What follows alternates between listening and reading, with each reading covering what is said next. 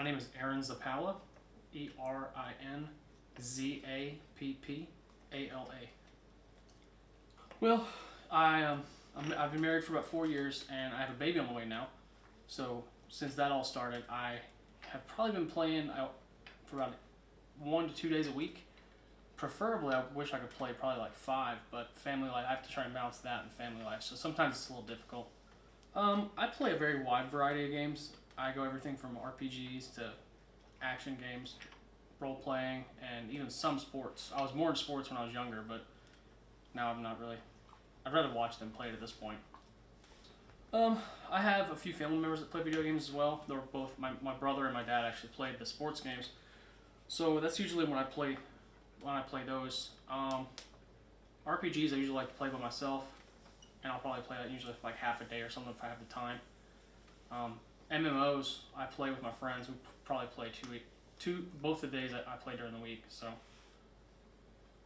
very much so. When I was younger, I wasn't very sociable, and because of my previous medical issues, I actually couldn't be outside as much as I'd like to when I was a kid. So it was a good way to keep my mind focused and not just kind of hide away from the world. Yeah, it's my biggest de-stressor.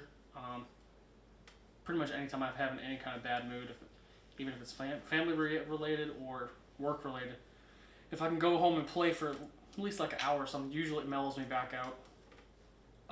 Since it's been my only solace really, ever since I was a kid, if I go probably like 6 to 8 days without it, it's almost like how when people don't get to do their favorite sports or something, I get kind of irritable, and I kind of need it actually. I think so. I know for sure it helps my mood. My wife can probably attest to that too. As for brain activity, I think it's a good way to help focus on things. Certain video games can kind of help build your cognitive thinking, and strategy, all kinds of critical thinking can come from a lot of them. I think so. Game systems that have different button layouts, you have to remember what those buttons do for that particular system. So to me, like, it really continues to help with the hand-eye coordination. I think that just depends on the person. A lot of times, there are just some people who would rather go on a drive or go play outside constantly or do other stuff. I think it's to each his own. I don't think that everybody should play video games because it's not for everybody.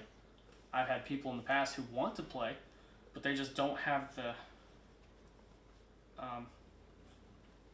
I don't know what to call it. They can't really. Their brain can't get. For example, they can't get their characters to go forward and turn their character to the right at the same time. They have trouble with the hand-to-eye contact. Younger, I used to play a lot with random people. I think my friends and I didn't have the same schedule, so I couldn't wind that up. And a lot of times, at certain multiplayer games, I really want to play with people. And it really just depends on the type of game I'm playing. RPGs are really, most of them nowadays are more geared towards playing by yourself, and that can be okay sometimes. It kind of lets you retreat into your own mind and deal with that. But a lot of times, I prefer to play with more people, friends and people I know instead of random people. I think they do. I've had a lot of friends over the years who are really antisocial, but a lot of that to me seems like it comes from actually physically looking at somebody in the eye. I feel like playing video games with random people in multiplayer games, it increases your communication skills. You can talk about where enemies are, you can strategize. It helps them kind of take away the physical factor of talking to people. And eventually, I've seen a couple people when I was in school, through the years, I could see them progress in a communication type way. I had a couple people who never talked to anybody in school, so. It's hard for me to say exactly how it helps, but over the years, I've always had really good hand-eye coordination. I didn't really play a lot of sports that required it, but when you hold a certain controller or mouse and keyboard a certain way for a long time, I feel like it'll help know if something's falling off the counter. You don't have to necessarily look as far down. Your depth perception helps too. There's a lot of things. I think communication skills are definitely one. For example, another example of something else is when you play multiplayer games with people. If you take the charge and you're pushing the plans out and you're communicating with everybody, it kind of puts you in like a leader standpoint. So I feel like that could help some people become leaders in their jobs. Also, playing certain games that are more difficult than others, when you keep losing at something or when something of yours in the game keeps dying, it teaches you persistence and patience because it allows you to continually redo it and persevere through whatever you're troubling with in the game.